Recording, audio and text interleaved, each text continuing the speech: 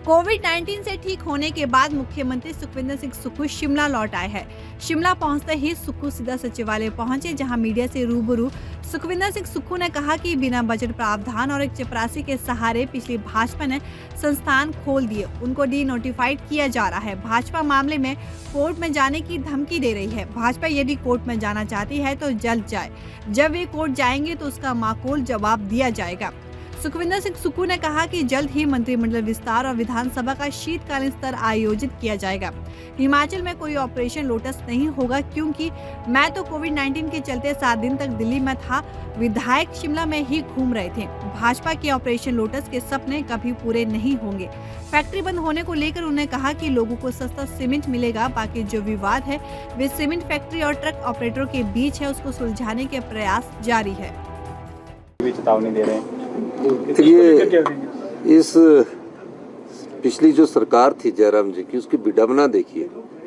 4.5 साल तक ऑफिस खोलना, कहाँ खोलना, प्राइमरी हेल्थ सेंटर खोलना, कहाँ खोलना, इस बारे में सोचा ही नहीं। और जब चुनावों का वक्त आया तो 590 संस्थान खोल दिए। इतने संस्थान जितने भी प्रदेश के पिछले मुख्यमंत्री रहे हैं उन्होंने भी नहीं खोले।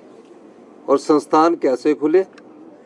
प्राइमरी हेल्थ सेंटर पीएन के द्वारा चलाए जा रहे थे। किसके द्वारा? पीएन के द्वारा चलाए जा रहे थे। और कईयों की नोटिफिकेशन हुई है, स्टाफ ही नहीं है। कोई भर्तियां हुई इन संस्थानों में, 590 संस्थानों में। जब इसका कैलकुलेशन किया गया कि इन संस्थानों को जब खोला जाए तो उसके लिए 3000 करोड़ रुपया की जरूरत है।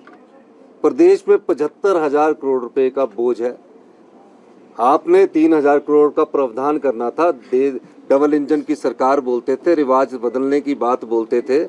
आपने 3000 करोड़ का इन संस्थानों को खोलने के लिए प्रावधान करना था। अब कोई मेडिकल हेल्थ इंस्टीट्यूशन पीएन चलाएगा, कोई सीएससी एक डॉक्टर चलाएगा? ना एक्सरे की मशीन है, ना सिटी स्कैन की मशीनें आपकी ठीक है, गवर्नेंस नाम की चीज नहीं थी। आप संस्थान खोल के राजनीतिक रोटियां तो सेक रहे थे, लेकिन लोगों ने उन संस्थानों खोलने के बाद भी, 590 संस्थान खोलने के बाद भी जनता ने आपको नकार दिया। मेरे विधायक दल की बैठक हुई, सभी 40 विधायक आए, 5 विधायकों की कमेटी बनी। हर्षवर्धन चौहान जी, संजय रतन जी, मोहनलाल ब्राक्टा जी, भवानी पठानिया जी और एक और विधायक थे। 5 की विधायक सबने स्टडी किया, रिपोर्ट्स मंगाएगी कितने प्राइमरी हेल्थ सेंटर में। तो 30 और 25-30 हेल्थ सेंटर में कोई पीएन भी नहीं है। बाकी में कुछ जगह पीएन तो रखे इन्होंने। अब ठाकुर जयराम जी को अपने विधानसभा क्षेत्र में संस्थान खोलने थे, अच्छी बात थी। लास्ट के दिनों में खोलने की क्या जरूरत थी? आप वहाँ डॉक्टर भी लगाते, नर्स भी लगाते, कंपाउंडर भी लगाते, कोई नहीं लगाया। और अब जो एसडीएम कार्यालय खोले उनकी नोटिफिकेशन हुई, एसडीएम तक नहीं बिठाया। अब इन लोगों से ये पूछा जाना चाहिए जो सत्ता में थे कि 590 संस्थान आपने खोले हैं, ये गुनाह किया है हिमाचल की जनता पर। इन्होंने हिमाचल की जनता पर 3000 करोड़ रुपए का बोझ डालने का कार्य किया इन लोगों ने।